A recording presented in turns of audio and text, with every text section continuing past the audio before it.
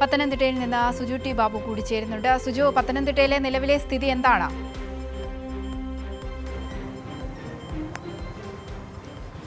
അവന്തിക്ക് പത്തനംതിട്ട ജില്ലയിൽ ഇപ്പോൾ റാന്നി നമുക്കറിയാം ഇന്നലെ വലിയ പ്രളയക്കെടുതി ഉണ്ടായ സ്ഥലമാണ്. CPM ജില്ലാ സെക്രട്ടേറിയറ്റിൽ ഇപ്പോൾ ഡിവൈഎഫ്ഐ പ്രവർത്തകർ ശുചീകരിക്കുകയാണ്. ആ ഒരു ഇതിലാണ് അതാണ് അതിൻ്റെ അകത്ത് നമുക്ക് കണ്ടുകൊണ്ടിരിക്കുന്നത്. ഇപ്പം ഡിവൈഎഫ്ഐയുടെ ജില്ലാ സെക്രട്ടറി ഉൾപ്പെടെയുള്ള ആളുകൾ എത്തി. ഡിവൈഎഫ്ഐ പ്രവർത്തകർ ഇപ്പം ശുചീകരിക്കുന്ന ഒരു ഇതാണ്. നമുക്കറിയാം റാന്നി പോലുള്ള സ്ഥലത്ത് ഇന്നലെ വലിയ പ്രളയക്കെടുതിയും ബുദ്ധിമുട്ടുകളും അനുഭവപ്പെട്ട സ്ഥലമാണ്. ഇപ്പോൾ ഡിവൈഎഫ്ഐ പ്രവർത്തകർ ശുചീകരിക്കുകയാണ്. നമുക്ക് ഡിവൈഎഫ്ഐ പ്രവർത്തകരോട് ചോദിക്കാമെന്നാണ്. നിങ്ങളുടെ നേരത്തെ യൂത്ത് ബ്രിഗേഡ് പ്രവർത്തകർ ശുചീകരിക്കൂലേ? നിലവിൽ ഇത് ശുദ്ധീകരിച്ചുകൊണ്ടിരിക്കുകയാണ്. നിലവിലിവിടെ എങ്ങനെയാണ് പ്രവർത്തനങ്ങൾ? ഇവിടെ ഈ റാന്നി ടൗണിലെ കടകളും എല്ലാം മുഴുവൻ കടകളും ക്ലീൻ ചെയ്തുകൊണ്ടാണ് ഡിവൈഎഫ്ഐയോട് രംഗത്തിറങ്ങിയിരിക്കുന്നത്. ഇപ്പോൾ ഒരു 10 മണിയോടുകൂടി സഹാക്കളെല്ലാം മുഴുവൻ യൂത്ത് ബ്രിഗേഡ് സഹാക്കൾ ഇവിടെ എത്തിയിട്ടുണ്ട്. രാവിലെ 10 മണിക്ക് ആരംഭിച്ച് വൈകുന്നേരം കൊണ്ട് ഇത് പൂർത്തീകരിക്കാനാണ് ഡിവൈഎഫ്ഐയുടെ തീരുമാനം. ഈ ടൗൺ ആകമാനം വൃത്തിയായിക്കൊണ്ട് പോകാനാണ് ഡിവൈഎഫ്ഐയുടെ തീരുമാനം. തീർച്ചയായിട്ടും വലിയ ഒരു സേവനം തന്നെയാണ്. എനിക്ക് തോന്നുന്നു ഇന്നലെ വെള്ളം അറിയോ മൊത്തം വെള്ളം. ഇപ്പോൾ കച്ചവടക്കാരൻ മുഴുവനും വെള്ളത്തിൽ കുതിർന്നു കിടക്കുമായിരുന്നു. ഒരു തരത്തിൽ അങ്ങോട്ട് ഞാൻ ആ പൂണിക്കട അവിടെ പോകത്തില്ല. ഇവിടെ വരെ വെള്ളം. ഞാൻ പിന്നെ തിരിച്ചു പോകുമായിരുന്നു.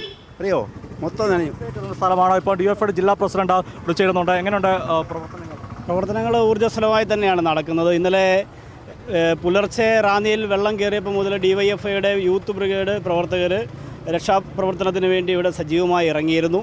ഇന്നിപ്പോൾ ജില്ലയുടെ വിവിധ ഭാഗങ്ങളിൽ ഡിവൈഎഫ്ഐ പ്രവർത്തകർ ദുരിതാശ്വാസ പ്രവർത്തനങ്ങൾ പങ്കാളിയാവുകയാണെങ്കിലും കൂടുതൽ പ്രളയം ബാധിച്ചിട്ടുള്ള റാന്നി മേഖലയിൽ, റാന്നി ടൗണിൽ ജില്ലയുടെ വിവിധ ഭാഗങ്ങളിൽ നിന്നുള്ള ഡിവൈഎഫ്ഐയുടെ യൂത്ത് ബ്രിഗേഡ് പ്രവർത്തകർ സജീവമായി ഇവിടെ ശുചീകരണ പ്രവർത്തനങ്ങൾക്ക് വേണ്ടി ഇറങ്ങിയിരിക്കുകയാണ്. ഇപ്പോൾ ജില്ലയുടെ വിവിധ ഭാഗങ്ങളിൽ നിന്നുള്ള പ്രവർത്തകർ ഇവിടെ എത്തിയിട്ടുണ്ട്. എല്ലായിടത്തും എനിക്കൊന്ന് ജില്ല മുഴുവൻ, അനീഷ് ജില്ലാ പ്രസിഡന്റാണ്, ജില്ല മുഴുവൻ ഡിവൈഎഫ്ഐയുടെ പ്രവർത്തകർ വളരെ സജീവമാണ്. വളരെ സജീവമായി മഴക്കെടുതി ആരംഭിച്ചപ്പോൾ മുതൽ ദുരിതബാധിതരെ ദുരിതാശ്വാസ ക്യാമ്പുകളിലേക്ക് മാറ്റുന്നതിനും അവരുടെ വീടുകളിൽ നിന്ന് സാമഗ്രികൾ സുരക്ഷിത സ്ഥാനങ്ങളിലേക്ക് എത്തിക്കുന്നതിനും അതുപോലെ തന്നെ മണ്ണിടിഞ്ഞ് റോഡ് ഗതാഗതം തടസ്സപ്പെടുത്തിയെടുത്ത് ഗതാഗതം പുനഃസ്ഥാപിക്കുന്നതിനും ഒക്കെ എല്ലാ പ്രവർത്തനങ്ങളിലും ജീവൻ പോലും പണയം വെച്ചാണ് ഡിവൈഎഫ്ഐയുടെ യൂത്ത് ബ്രിഗേഡ് പ്രവർത്തകർ ഈ ദുരിതാശ്വാസ പ്രവർത്തനങ്ങളിൽ പങ്കാളിയായിട്ടുള്ളത്. വലിയ മുന്നറിയിപ്പ് ലഭിച്ചിരുന്നില്ല എന്നൊരു വലിയൊരു പരാതി വരുന്നു. അത് വലിയ തരത്തിലുള്ള ഒരു ആശങ്കയാണ് പിന്നെ ജനങ്ങൾ ഉണ്ടാക്കിയിട്ടുള്ളത്. കാരണം മുൻകാലങ്ങളിലൊക്കെ ഇത്തരത്തിലുള്ള മഴക്കെടുതി ഉണ്ടാവുന്ന ഘട്ടത്തിൽ കാലാവസ്ഥാ നിരീക്ഷണ സംവിധാനത്തിൻ്റെയൊക്കെ വലിയ മുന്നറിയിപ്പും സർക്കാർ സംവിധാനങ്ങളുടെയൊക്കെ മുന്നറിയിപ്പ് ഉണ്ടാകേണ്ടതാണ്. അതുണ്ടായിട്ടില്ല എന്നുള്ളതാണ് യാഥാർത്ഥ്യം. CPM ജില്ലാ സെക്രട്ടറി രാജു അബ്രോട് ചേരുകയാണ്. ഒരു ശുചീകരണ പ്രവർത്തനത്തിലേക്ക് കടക്കുകയാണ്. ഇവിടെ ക്ലീൻ കേരള കമ്പനിയാണ് നേരത്തെയൊക്കെ പ്രളയം ഉണ്ടാകുമ്പോൾ ഇവിടെ ശുചീകരണ പ്രവർത്തനങ്ങൾ നടത്തിയത്. ക്ലീൻ കേരള കമ്പനി 2018 ഇവിടെ മഹാപ്രളയം ഉണ്ടായപ്പോൾ ഏതാണ്ട് 400 ലോഡിലധികം വേസ്റ്റ്, കടകളിലെ വേസ്റ്റുമൊക്കെ ഇവിടുന്ന് തന്നെ മാറ്റിയിരുന്നു. പക്ഷേ ഇന്നൊരു ക്ലീൻ കേരള കമ്പനി ഇല്ല, ഒരു സർക്കാരിൻ്റെ ഒരു സഹായവും ഇല്ല. അതുകൊണ്ടാണ് ഡിവൈഎഫ്ഐ രംഗത്തിറങ്ങിയത്. ഡിവൈഎഫ്ഐ ഇന്നലെ പുലർച്ചെ 4 മണി മുതൽ രംഗത്തിറങ്ങിയതാണ്. ആയിരക്കണക്കിന് ആളുകളെയാണ് വീടുകളിൽ നിന്ന് അവർ രക്ഷപ്പെടുത്തിയത്. ഒരു മരണം പോലും ഉണ്ടായില്ല. അത് ഡിവൈഎഫ്ഐ പ്രവർത്തകർ വിവിധ സ്ഥലങ്ങളിൽ വിന്യസിച്ചുള്ള പ്രവർത്തനം ആണ് അവർ നടത്തിയത്. ആ വീടുകളിൽ ഭക്ഷണം കൊടുക്കാൻ ഡിവൈഎഫ്ഐ ഇന്നലെ മുതൽ വലിയ പ്രവർത്തനമാണ് നടത്തിക്കൊണ്ടിരിക്കുന്നത്. ഇന്ന് രാവിലെയും അവർക്ക് ഭക്ഷണം എത്തിച്ചു കൊടുത്തു. ക്യാമ്പുകളിൽ കഴിയുന്നവർക്ക് മാത്രമാണ് സർക്കാരിൻ്റെ സഹായമുള്ളത്. അപ്പോൾ ആ നിലയിൽ ഏറ്റവും മാതൃകാപരമായ പ്രവർത്തനം ഡിവൈഎഫ്ഐ നടത്തുന്നത് സർക്കാർ ഇവിടേക്ക് തിരിഞ്ഞു നോക്കാത്തത് കൊണ്ടാണ്. ഇവിടെ ജില്ലയുടെ ചാർജുള്ള മന്ത്രി വിഷ്ണുനാഥ് വന്നു. അവിടെ കോൺഗ്രസ്സുകാരെ കൂട്ടിയൊരു അവലോകന യോഗം നടത്തി. ബന്ധപ്പെട്ട ഉദ്യോഗസ്ഥന്മാരെ വിളിച്ചില്ല, ബന്ധപ്പെട്ട രാഷ്ട്രീയ പാർട്ടികളെ വിളിച്ചില്ല, ബന്ധപ്പെട്ട ആളുകളെ ഒന്നും വിളിക്കാതെയുള്ള ഒരു അവലോകന യോഗമാണ് അദ്ദേഹം പേരിന് മാത്രം നടത്തി മടങ്ങിപ്പോയത്. അപ്പോൾ സർക്കാർ സംവിധാനം ഇത്തരം ഒരു ഘട്ടത്തിലെ ക്രൈസിസ് മാനേജ്മെൻറ്റ് ഉണ്ടാവണം. ആ ക്രൈസിസ് മാനേജ്മെൻറ്റാണ് ഇവിടെ നമുക്ക് വേണ്ടത്. അത്രയൊരു മാനേജ്മെൻറ്റ് ഇല്ല എന്നുള്ളതാണ് ഇപ്പം നമ്മൾ കാണുന്ന ഏറ്റവും വലിയ പ്രശ്നം. അതോടൊപ്പം തന്നെ ഏകോപനമില്ല, വർത്തമാനം മാത്രമേ ഉള്ളൂ, ഡയലോഗ് മാത്രമേ ഉള്ളൂ. ഡയലോഗ് കൊണ്ടൊന്നും ഇത്തരം പ്രശ്നം പരിഹരിക്കാൻ കഴിയത്തില്ല. റെഡ് അലേർട്ടില്ല, അണക്കെട്ട് മുന്നറിയിപ്പില്ലാതെ തുറന്നുവിട്ടു, ഈ നാട് മുഴുവൻ കുട്ടിച്ചോറാക്കി, കോടാനുകോടിയൊക്കെ നഷ്ടം ഉണ്ടാക്കി.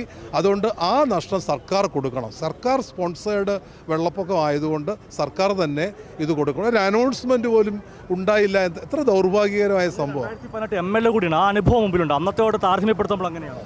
അത് 2018 മഹാപ്രളയം ഓഗസ്റ്റ് മാസം 14 ഉണ്ടാകുന്നതിന് മുമ്പ് ജൂലൈ മാസം 30 ജൂലൈ 30 ആദ്യം അണക്കെട്ടെല്ലാം തുറന്നു. അന്ന് മുതൽ അനൗൺസ്മെൻ്റാണ്. 6 തവണയാണ് അണക്കെട്ട് തുറന്നത്, 6 തവണ അനൗൺസ്മെൻറ്റ് നടത്തി.